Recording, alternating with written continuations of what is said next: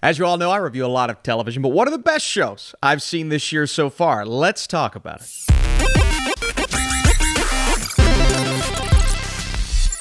What's up, Fleek fans? Let's talk television in 2024. Admittedly, I've missed a lot because I haven't found out how to clone myself yet. What? No. If I figure it out, I'll see everything, I promise. But hey, I've seen quite a bit, so today we're going to rank my top 5 TV shows of the year so far. I have quite a few honorable mentions, and then there are some shows happening right now that I haven't finished that'll probably make the list at the end of the year. And that's where I want to start. Shows that have a chance if they deliver great finales. The Boys and Presumed Innocent. We'll see how those go. One that I'm confident in that is also ongoing that will make my list is House of the Dragon, but we're like 6 episodes in, so it's way too early to tell. Now here's some shows, my honorable mentions, that I actually enjoyed. The Gentleman on Netflix, the spin-off show. That was pretty fun. Tires with Shane Gillis. It's getting off the ground, but I like where we're headed. Ripley is one that maybe I expected more out of, but I thoroughly enjoyed the experience. Dark Matter on Apple TV+. This is a really fun sci-fi show with Joel Edgerton in the lead, so always really good. Masters of the Air with Austin Butler. I thought it would be a top-tier show. It's not quite that, but thoroughly enjoyable if you like that kind of television. Mr. and Mrs. Smith on Amazon. This was way different than what the movie was, but you have 2 great leads and an overall entertaining show. Now, one that, man, it's hard for me to leave out of my top 5 because I still think it's the best show overall on television, but I wasn't quite as high on season 3 of The Bear. Still great, and maybe a rewatch will put it in my top 10 at the end of the year, but it's one where it all hinges really on where season 4 is going, but it hurts not putting it in my top 5. What is wrong with you? How bad is school gonna suck? You're not gonna like it. How bad? Well, it's like getting your nuts smashed together so hard they become just one nut. Holy shit. All right, it's one of the funniest shows of the year by far. It's on Peacock. If you haven't seen it and you're a Ted/Family Guy fan, then I encourage you to check this out. Now, if this is not your type of humor, you may not enjoy this show. I put this show on my list because it's the most fun I've had, and really the most shocking fun I've had all year because I didn't expect much from this. The films are funny. For the most part, they're not amongst my favorite comedies of all time. This show is better than the movies. This show is hilarious. It has that perfect, rewatchable comedic shtick that you want in a comedy show. It feels like a live-action Family Guy, but one where you actually kind of, because at this point, I don't care as much about the plot. I mean, years ago, I kind of did. But with this show, you care about the characters and some of the subplots, but it's really mostly for the funny bits and the ones that are edgy and just kind of push those limits that you don't often see on television anymore. And with a character like Ted, you're always going to get those hilarious gags, one-liners. Some of them fall flat, but for the most part, the chemistry between Ted and Max Burkholder's John, the young version of Mark Wahlberg's character, is remarkable, and there are so many memorable lines from the show that have stuck in my head all year, and I've watched these episodes, some of them, not all of them, multiple times, and I don't do that with just any show. A part of me wants to put it even higher because it's the most entertained I've been all year with the television show, but right now the 5 spot feels pretty good. I love Ted, man. I want to see more. You can be a hero by purchasing a residence in a Vault-Tec vault today. Because if the worst should happen tomorrow, the world is going to need you to build a better day after. How about Fallout on Amazon Prime? A post-apocalyptic Los Angeles and 3 very distinct storylines that, well, are being enjoyed by a guy who doesn't know all that much about the games. I mean, I know enough, and I knew enough, but I didn't really know what the connections are. Some of the Easter eggs I recognized, others I did not, but I've had a lot of game fans tell me, Austin, there's some really cool things that they do here and some things that they pay homage to all throughout the show, but it is a different storyline, and that's going to throw a lot of people off. And some are going to be like, okay, I don't know if I like this after the first episode. Me, even not being a crazy fan of the games, I didn't know if I liked it after 1 episode. But once episode 2 kicks in, you get into this post-apocalyptic world. You see these creatures and the really good special effects combined with these 3 storylines. My favorite being Walton Goggins and how it interconnects with Ella Purnell's storyline. Both of those characters, super compelling. The Maximus storyline, which I do feel is the weakest, is still entertaining. I enjoy cutting back to that. And even Norm, another character played by Moises Arias, starts to get something else cooking about halfway through the show, and that subplot became really interesting. So while it didn't interweave quite as smoothly as some would have wanted, overall, every aspect of the show is at least fun to entertaining, and some things that are getting me excited for the next season are set in place in season 1. So all in all, I was shocked that it was this good, but Fallout on Amazon Prime, man, it represents the game in a great way, and we need more of that on TV. I'm grateful to have the chance to say goodbye. I am proud of you all. All right, folks, I cheated. I lied, I'm a liar, and I'm no good. Kill it.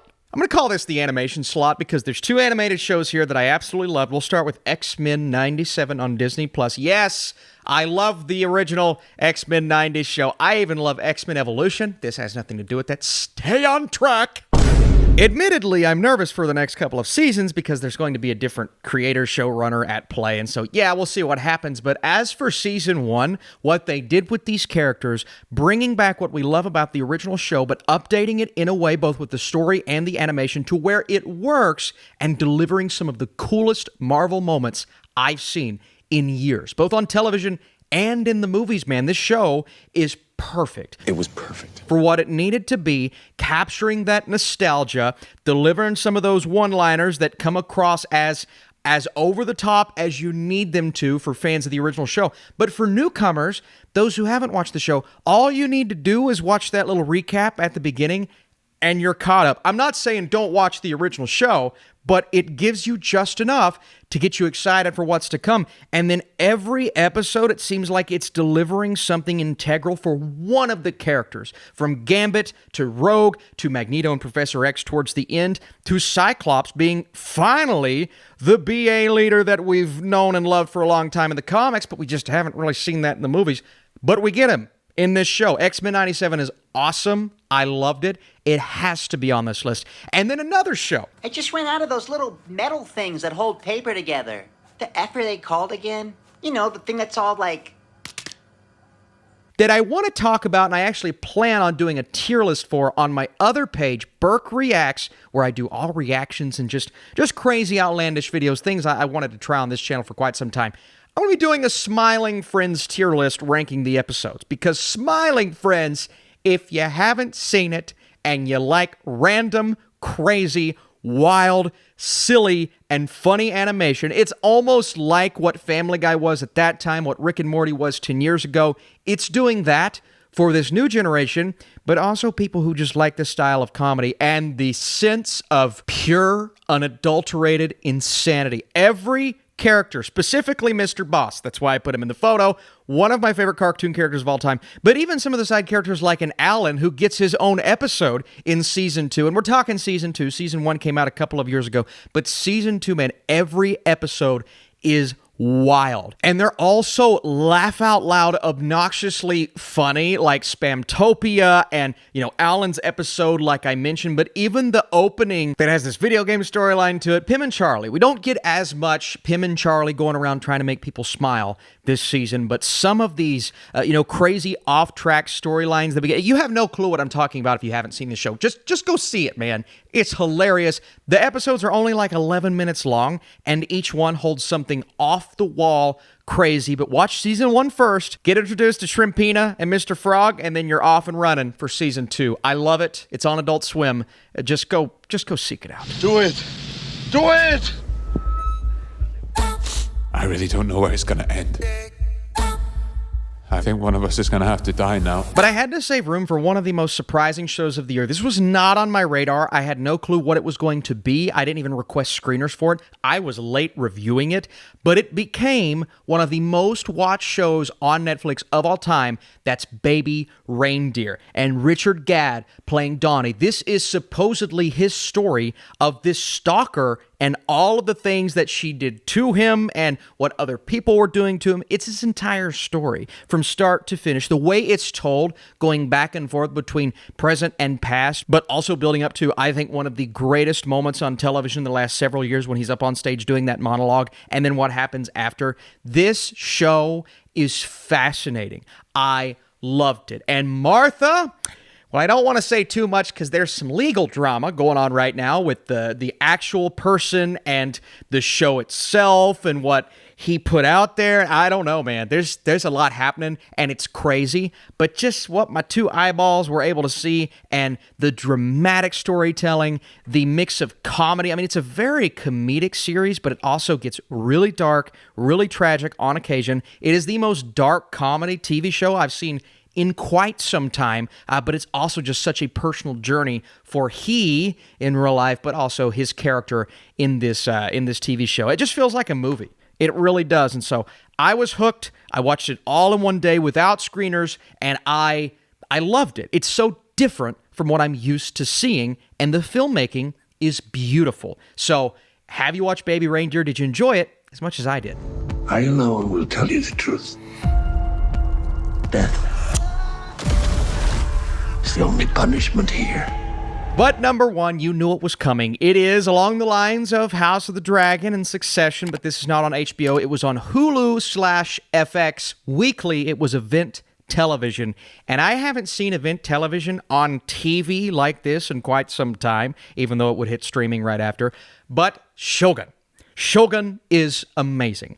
Shogun is a period piece that is epic and atmospheric. The aesthetic of the show will go down in history as one of the all-time aesthetics for a TV show. And this is something that has been done before, a story that's been told before, but they're remaking it in a way that is just so cinematic and appealing to so many people who may not even find themselves interested in this time period, in this culture. But just like John Blackthorne and his crew who arrive in the 1600s upon Japan's shore, they are in for something that is absolutely insane. A journey that is so freaking grounded and epic, man. John's journey, Yoshi's journey, and Mariko, who became kind of the MVP of the series as it went along. Now, I will say the episode before the finale is the epic, like, all-time great, beautifully put together, like the culmination of everything you're building to prior to that. That's the episode before the finale, and the finale is just kind of the fallout of that. Now, some shows do that. This was only supposed to be one season originally, and so I was like, yeah, I could have used a bit more on the finale, but we got that in the episode prior. Now, it's going to be multiple seasons, and that worries me. Makes me nervous because this is like an all-time standalone season of television. I'm going to be rooting for it, and if they're doing it, that must mean they have an idea. They've already planned 2 more seasons, so they have a plan in place. I'm just very nervous about what's going to happen, and so I'm excited to see what is to come, but as of now, Season 1 of Shogun is amazing. It's everything I wanted it to be, and hopefully it picks up even more steam in Season 2. But it is like the definitive television for me in 2024 so far. Hopefully, something we have either going on right now or down the road can top it. But if not, I'm very content with having Shogun at number 1. So let me know, what is your list of 5 or 10? What are some shows that I missed? Some shows that I haven't talked about on this channel, if you want to go back through the plethora of reviews that I have, or just something that didn't make my list. Am I missing something really important? Let me know down below. Thanks so much for watching. These lists are so much fun to make. Should I do like a worst movies of the year list, or should I just focus on Longlegs? Because that review is coming soon. I hope to be spooked. I'll see you in the next video.